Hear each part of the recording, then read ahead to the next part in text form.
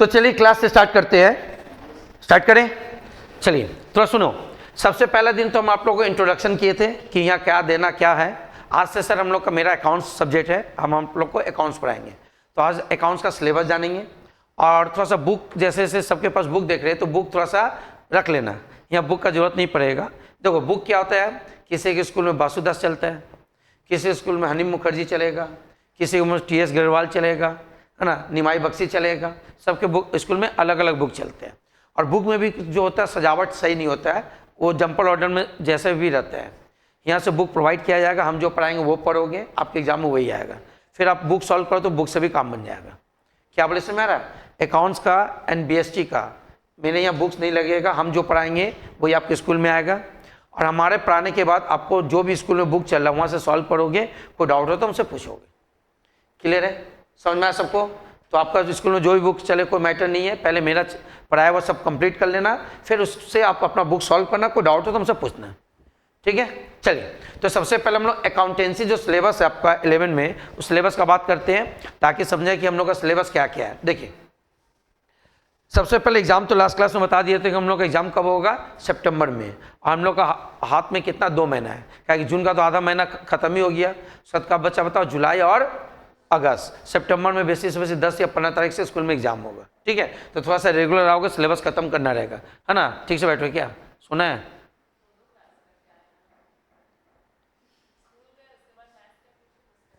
Math तो यही, तुम लोग मैथ हेडेक कर देगा। सिलेबस ऑफ अकाउंटेंसी क्लास 11, है ना। क्या क्या सिलेबस तो देखो। सबसे पहले हम लोग का जो सिलेबस है उसमें पहला है फर्स्ट सेमेस्टर और दूसरा क्या है, सेकेंड सेमेस्टर बता चुके। आप लोग का फर्स्ट सेमेस्टर का एग्जाम कब होगा, सितंबर में, और सेकेंड सेमेस्टर का एग्जाम कब होगा, मार्च में, हम लोग बता चुके हैं। तो फर्स्ट सेमेस्टर में जो आप लोग का अकाउंट्स का सिलेबस है वो क्या रखा, तो सुनो। पहला नाम रखा यूनिट 1। यूनिट 1 में आप लोग का चैप्टर का नाम यूनिट 2, यूनिट 3 एंड यूनिट 4। तो बताइए सेमेस्टर 1 में कितना यूनिट है, 4 यूनिट है। Unit 1, unit 2, unit 3 and unit 4 जो आप लोग बुक में देखोगे, तो टोटल 4 यूनिट है। और इस सेकेंड सेमेस्टर में भी टोटल कितना यूनिट है, 4। Unit 1, unit 2, unit 3, unit 4। But ये जो सेकेंड सेमेस्टर का सिलेबस है अभी नहीं पढ़ना है, ये कब पढ़ेंगे, सितंबर के बाद से। सितंबर में आपका एग्जाम हो जाएगा, मतलब हम लोग अक्टूबर से ये सेमेस्टर ये वाला पार्ट पढ़ेंगे। सेमेस्टर 1 में क्या है, सेमेस्टर 1 में पहला यूनिट का नाम रखा introduction and theory base of accounting. दूसरा यूनिट का नाम रखा फंडामेंटल अकाउंटिंग प्रोसेस 1। तीसरा क्या नाम रखा, रिजर्व एंड प्रोविजन। एंड चौथा क्या नाम रखा, बिल ऑफ एक्सचेंज। मतलब 4 यूनिट है। इसके अंदर बहुत सारा चैप्टर जो अभी हम लोग बात करेंगे। तो पहला यूनिट का नाम क्या है, introduction and theory base of accounting. क्या, introduction and theory base of accounting. दूसरा फंडामेंटल अकाउंटिंग प्रोसेस 1। क्या, फंडामेंटल अकाउंटिंग प्रोसेस 1। तीसरा रिजर्व एंड प्रोविजन। चौथा बिल ऑफ एक्सचेंज। सब मुंह मत्ता को अब याद करो, अभी पूछेंगे। पहला introduction and theory base of accounting. दूसरा फंडामेंटल अकाउंटिंग प्रोसेस 1। तीसरा रिजर्व एंड प्रोविजन। चौथा बिल ऑफ एक्सचेंज। फिर एक बार बोले, पहला accounting and theory base of introduction and theory base of accounting. दूसरा फंडामेंटल अकाउंटिंग प्रोसेस 1। तीसरा रिजर्व एंड प्रोविजन। चौथा बिल ऑफ एक्सचेंज। जल्दी 2 मिनट दे रहे, पूछेंगे अभी चैप्टर का नाम। सब आराम से बैठे, हम समझ गए। चलिए याद हो गया होगा। पहला introduction and theory base of accounting. दूसरा, तीसरा, चौथा। चलिए बहुत अच्छा बात, बोलो विजय। पहला थ्योरी बेस ऑफ, बिल्कुल पहला introduction and theory base of accounting. दूसरा फंडामेंटल अकाउंटिंग प्रोसेस 1। तीसरा आस्ते रिजर्व, एक होता है रिवीजन जो नॉर्मल बोलते हैं, और अकाउंट्स की भाषा में एक रिजर्व होता है, सीखेंगे क्या है, रिजर्व एंड प्रोविजंस। चौथा पूछ रहे हम, बिल ऑफ एक्सचेंज। ओके बैठ जाओ, ठीक से याद नहीं हुआ, बोलिए। पहला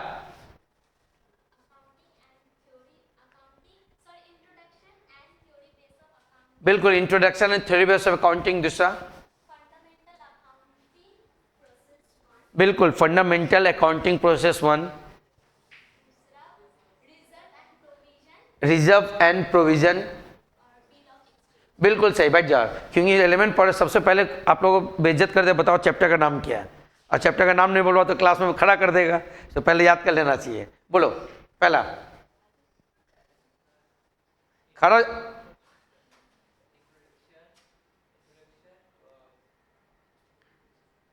इंट्रोडक्शन एंड अमिताभ बच्चन, ऋतिक रोशन, तो इंट्रोडक्शन एंड थ्योरी वेस of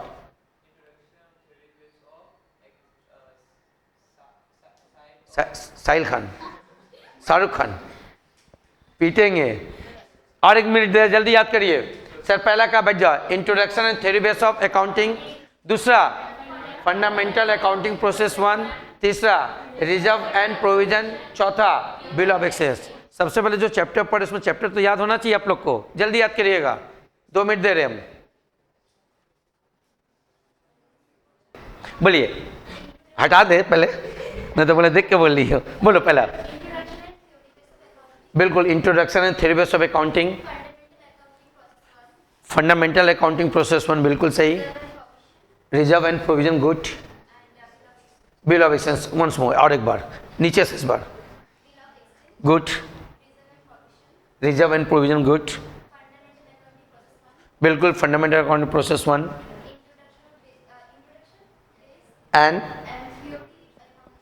introduction and theory base of accounting, बिल्कुल सही। रिद्धिमा बोलिए, आस्ते,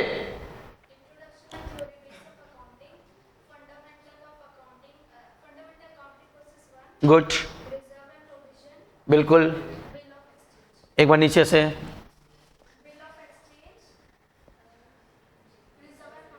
गुड, आस्ते, गुड, अब इसको पीछे मत करो, यहीं से बोलना है, बिल्कुल सही, बैठ जाओ। बोलिए आयुष, आ जाओ, बोलो, गुड, गुड, हाँ, बिल्कुल सही, बैठ जाओ। आप लोगों को क्लास का टाइमिंग पता नहीं था क्या? अच्छा अच्छा, कोई बात नहीं, वैसे नहीं हुआ, थोड़ा बंद कर दो इसको। चलिए, सबको हुआ। तो पहला चैप्टर का नाम क्या? पहला चैप्टर ना बोल के हम लोग को क्या बोला गया? यूनिट। इस बार चैप्टर ना बोल के क्या नाम रखा गया? यूनिट। पहला यूनिट का नाम क्या है? Introduction and theory base of accounting. दूसरा क्या है? बिल्कुल अब याद हो गया, फंडामेंटल अकाउंटिंग प्रोसेस 1।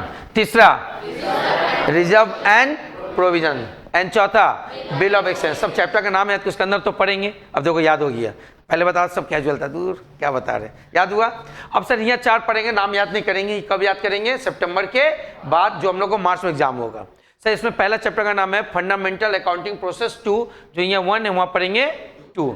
उसके बाद इसमें चैप्टर पढ़ेंगे final account of sole proprietary, सबसे इंपॉर्टेंट है जो हम लोग पढ़ेंगे, अन टफ है। नेक्स्ट हम लोग पढ़ेंगे accounts of non profit seeking organization, and चौथा पढ़ेंगे sir accounts from incomplete record. ये 8 चैप्टर है जिसको हम लोग यूनिट करके बोलेंगे। इसका एग्जाम मार्च में होगा और इसका एग्जाम सर सितंबर में होगा। तो सर अभी हम लोग 2 से 3 महीना केवल इसका बात करेंगे।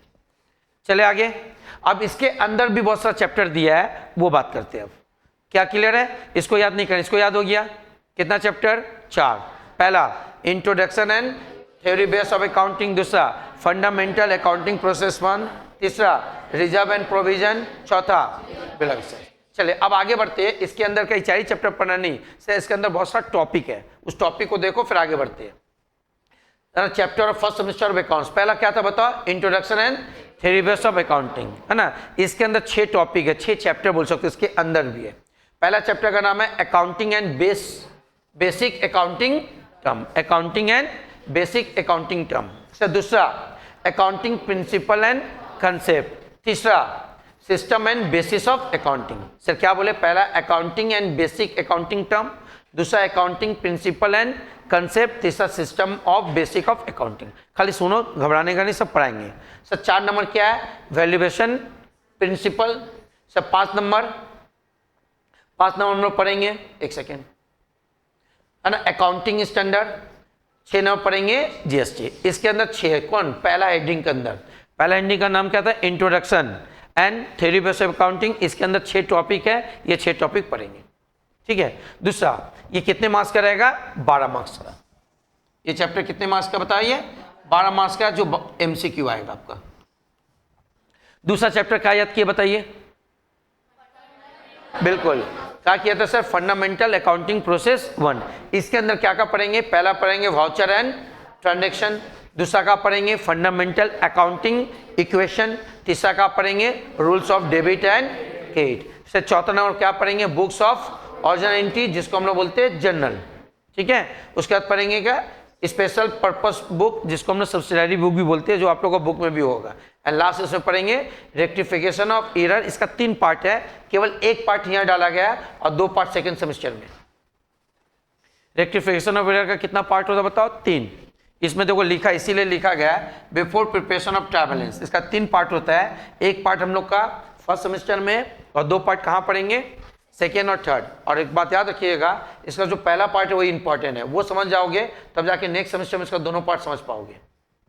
तो बताओ इसमें कितना पार्ट है सर? इसमें कितना पोर्शन है? 6।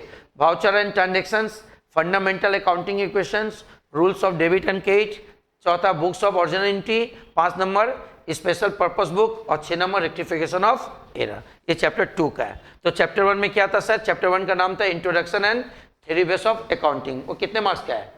12। सर दूसरा चैप्टर क्या है? Fundamental accounting process 1। इसके अंदर कितना टॉपिक है? 6। ये कितने मार्क्स का है सर? ये 16 मार्क्स का चैप्टर है। अच्छा, 3 नंबर क्या था यूनिट?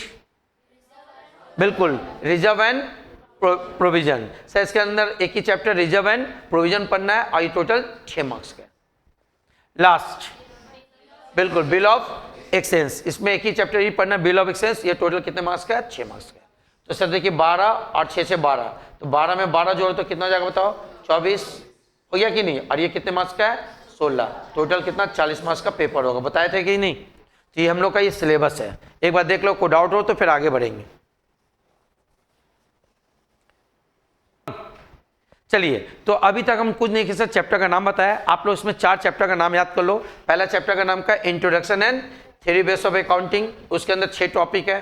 दूसरा फंडामेंटल अकाउंटिंग प्रोसेस, जिसके अंदर 6 टॉपिक है। रिजर्व एंड प्रोविजन अकेला एंड बिल ऑफ एक्सचेंज अकेला। अब थोड़ा ठीक से सुनिएगा, ये जो पहला पोर्शन है यही स्कूल में, सबके स्कूल में चालू हो गया होगा, और ये चालू करके ही बच्चे का बेस खराब कर देगा, वो अकाउंट से डरने लगेगा। ठीक है? नहीं, किसी को समझ में आता ही भी बात है, बट 90% स्टूडेंट को थोड़ा सा टेंशन चालू हो जाते हैं यहाँ से। हम जो चालू करें थोड़ा सा देखिएगा, ये जो जनरल है यहाँ से ये पहला पोर्शन चालू करेंगे हम। कहाँ से चालू करेंगे? जनरल। अभी जनरल जो पढ़ाया जाता है, थोड़ा सा सुनोगे, ये जनरल पढ़ाने का हर टीचर का अपना अपना तरीका होता है। क्या बोले, समझ में आ रहा है? क्या पढ़ेंगे हम लोग बताओ? जनरल। और जनरल पढ़ाने का सर हर टीचर का अलग अलग तरीका होता है। और इसमें भी आप लोगों के स्कूल में ये जो बेसिक अकाउंटिंग टर्म है ना, ये भी चालू किया होगा। ये दोनों मिला के हम लोग चालू करेंगे। ये अपने तरीके से पढ़ेंगे, घबराने का कुछ नहीं रहेगा। कुछ दिन बाद आपको सारा स्कूल का पढ़ाई भी समझ में आएगा, है ना। स्टार्टिंग में ही सर सबका रास्ता अलग अलग होगा, पर पहुँचने एक ही जगह, सब एक ही जगह पहुँचेगा, है ना। सबका अपना अपना स्टाइल होगा। तो आप लोगों को जो हम अपना तरीका बताएंगे तो घबराने का कुछ नहीं है। हाँ बोलो, क्या बोलो? हाँ वाह, का अच्छा डायलॉग मारे कि रास्ता अलग अलग और मंजिल एक। बट शुरू में तुम लोग को थोड़ा सा लगेगा कि स्कूल में कुछ हो रहा, हम कुछ और पढ़ा रहे, तो सर घबराने का कुछ नहीं है। आपको जैसे करेंगे लास्ट में जाकर आपको पूरा पढ़ाई समझ में आएगा। समझ में आए? तो सबसे पहले क्या करें, ये सब हम लोग नहीं पढ़ेंगे, हम लोग ये सब पढ़ेंगे, बाद में आपको दिखाएंगे। देखो ये सारा चीज़ हम लोग कंप्लीट कर लिए, ठीक है। और कुछ बात अभी समझाने यार, थोड़ा सुनिएगा, फिर आगे बढ़ते हैं। चलिए, आप लोग को पहला क्लास बताए थे, उससे पहले एग्जाम्पल देखो, सब देखोगे, हम पूछेंगे, फिर आप लोग जवाब दोगे। देखो दिखाई दे रहा है, इस पिक्चर को अच्छा से देखो, और आप लोग से जिससे पूछे वो जवाब दीजिएगा। देखिएगा सब, सुनिएगा सब, जवाब वही दीजिएगा जिससे पूछा जाए, ठीक है। ये हैबिट बनाओ। देख लिए?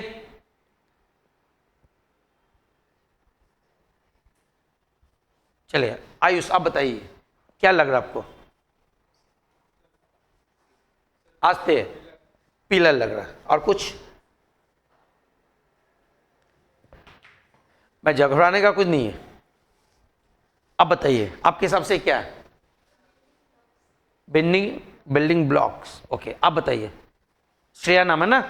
श्रेया, बोलो। आस्ते सबका नाम भी याद करना मेरे लिए चैलेंज है। श्रेया बोले क्या है?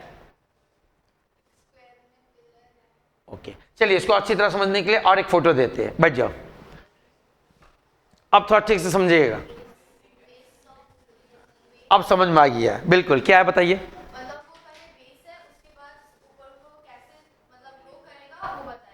बैठ जाओ। मैंने इतना समझ में आया सर, ये बेस है। देखो बिल्डिंग बनने के पहले, जब भी बिल्डिंग बनता है तो जहाँ जमीन होता है उसके नीचे हम लोग क्या करते हैं, बेस बनाते हैं। और जितना नीचे बेस बनाते हैं, जितना नीचे बेस बनाते हैं उतना ही ऊपर आराम से उतना अच्छा मकान आप बना सकते हो। कहा जाता है किसी बिल्डिंग का बेस जितना स्ट्रांग होता है, बिल्डिंग उतना ही स्ट्रांग होता है, उतना ऊंचा उतना ऊपर बना सकते हो। मतलब सर एग्जाम्पल जैसा सुनिएगा, ये सब आप लोगों को शुरुआत में बताते जा रहे।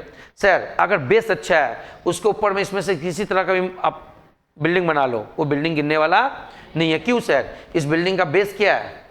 अच्छा है ना। जैसे ये बनाओ, वो बनाओ, ये बनाओ, सर कोई भी बिल्डिंग गिरेगा नहीं। क्यों? कोई बोल पाएगा? सर इससे क्या समझाने में, थोड़ा देर में बता रहे। तो बेस अच्छा तो आप किसी तरह का बिल्डिंग बना लो, 10 तला का बना लो, 20 तला का बना लो, 50 तला का बना लो, चलेगा, है ना। बट अगर बेस कमजोर है तो क्या होगा? कुछ दिन बाद वो गिर जाएगा। बहुत ज्यादा हुआ तो सर थोड़ा सा भूकंप आया, समझ में आया आप लोगों को क्या समझाने मांग रहे? कौन बोलिएगा? बोलिए, ये जो समझाया इससे क्या समझ में आया? बोलिए। कोई बात नहीं, आस्ते आस्ते तो खड़े हो जाइए।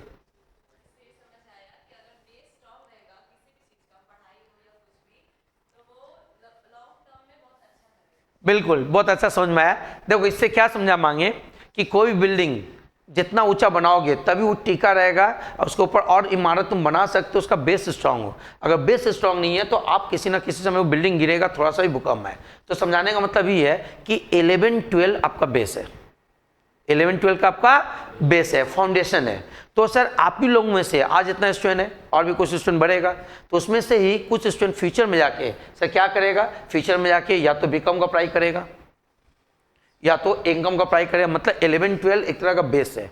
अब इसके ऊपर क्या होगा, इमारत खड़ा होगा, इसके ऊपर बिल्डिंग बनेगा। वो बिल्डिंग क्या है? बीकॉम करना, इनकम करना। सर आप लोगों में से कोई करेगा CA, charter accountant. Sir charter accountant बहुत ऊंचा कोर्स है कॉमर्स का, मान इसका साइन जो होता है अपने आप में बड़ा माना जाता है। इसी तरह का सर सीएमए का भी होता है, ये भी अपने आप में बहुत ऊंचा कोर्स है। इसका अपने नाम के आगे सीएमए सीए लगा सकते हो, बोलता है ना। और ये लोग का साइन बहुत इंपॉर्टेंट है, ये लोग का डॉक्टर की तरह ये लोग का वैल्यू साइन माना जाता है। तो ये सब क्या सर? इमारत है। कौन कर पाएगा? जिसका बेस है। सर आप लोगों में से इसका बेस अच्छा हो गया, सर वो सीए में अच्छा से करके निकल जाएगा। जिसका 11-12 का बेस कमजोर हो गया, सर ये कर नहीं पाएगा, आपको बीच में छोड़ना पड़ेगा, फेल हो जाते हो। जैसे सर अगर ये नहीं तो सीएस कर सकते हो। क्या कर सकते हो बताओ? सीएस। सर ये नहीं तो आप क्या बन सकते हो बताओ? इंस्पेक्टर बन सकते हो, इनकम टैक्स ऑफिसर, है ना। आप क्या बन सकते हो सर? GST officer. आप क्या बन सकते हो सर? टीटी बन सकते हो। सर इसके लिए भी पढ़ना पड़ता है ना। और टीसी से ऊपर है ना स्टेशन मास्टर, सुने हो? स्टेशन मास्टर का भी पढ़ाई होता है। तो सब कब होगा? जब बस एक स्टेशन तुम्हारे कंट्रोल में रहेगा।